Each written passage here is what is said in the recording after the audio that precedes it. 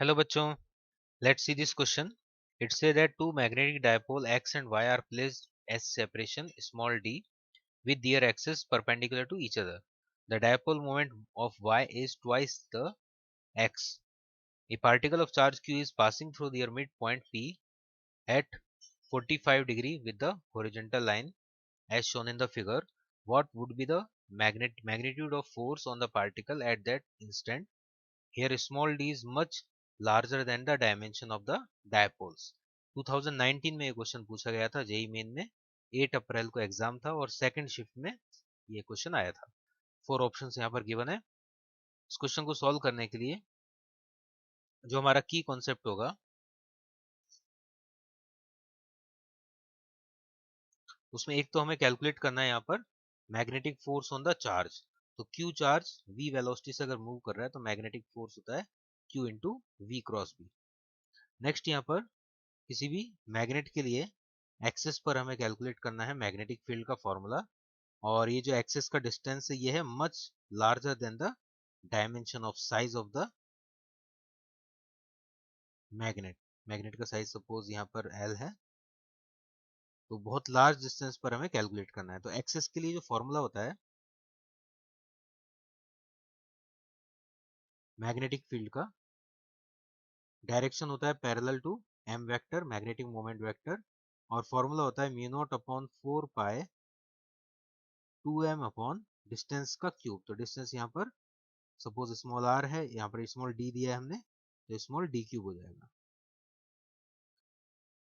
अगर हम equatorial point पे निकालें या परपेंडिकुलर बाइसेक्टर पे निकालें, सपोज ये नॉर्थ है ये साउथ है, मैग्नेटिक मोमेंट ऊपर है, तो परपेंडिकुलर बाइसेक्टर पर जो होगा बी वेक्टर मैग्नेटिक फील्ड, उसका फॉर्मूला हो गया म्यू नॉट अपॉन 4 पाई m अपॉन डी क्यूब।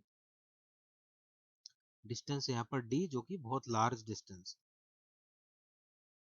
तो इस टाइप से हम मैग्नेटिक फील्ड के दो फॉर्मूले लार्ज डिस्टेंस के लिए अप्लाई कर देंगे। यहाँ पर क्वेश्चन में जो इन्फॉर्मेशन हमें दिया है उसके अकॉर्डिंग मैग्नेटिक मोमेंट जो y का है वो है 2 times the magnetic moment of x। ये जो x वाला मैग्नेट है उसके हमें एक्सिस पे निकालना है, तो इस मैग्नेट को मैं x बोल देता हूँ और इसको y बोल देता हूँ। तो y का जो मैग्नेटिक मोमेंट है वो m की जगह हमें रिप्लेस करना है 2m। जैसे इसको m से 2m करेंगे तो ये दोनों फॉर्मूले यहाँ पर सेम हो जाएंगे, और दोनों फॉर्मूले सेम होने का मीनिंग है यहाँ पर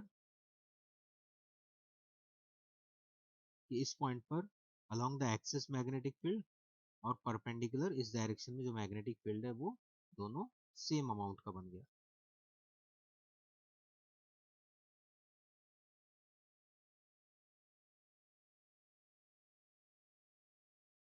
अगर मैग्नीट्यूड सेम है दोनों का वेक्टर्स का, एंगल 90 है, तो रिजल्टेंट जस्ट मिडिल में होगा। इसको हम बोल सकते हैं नेट मैग्नेटिक फील्ड, और हॉरिजॉन्टल डायरेक्शन से ये जो एंगल है ये होगा 45 डिग्री।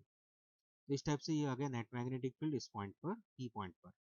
वेलोसिटी का बात करें तो क्वेश्चन में बोला है कि चार्ज पार्टिकल भी 45 डिग्री पे मूव कर रहा है, इसका मतलब velocity vector is parallel to magnetic field vector. और अगर दो वेक्टर पैरेलल हैं तो v क्रॉस b अगर हम निकालेंगे तो मैग्नेटिक फोर्स आ जाएगा 0। तो इस टाइप से हमने नेट मैग्नेटिक फील्ड निकाला p पॉइंट पर, for one due to the x magnet and another due to the y magnet. ये x मैग्नेट हो गया, y हो गया। उसके बाद हमने देखा कि ये वेलोसिटी के पैरेलल है नेट मैग्नेटिक फील्ड, तो इसका मतलब force will be 0। So B option, second option will be correct. Hope you understand it well. Best of luck.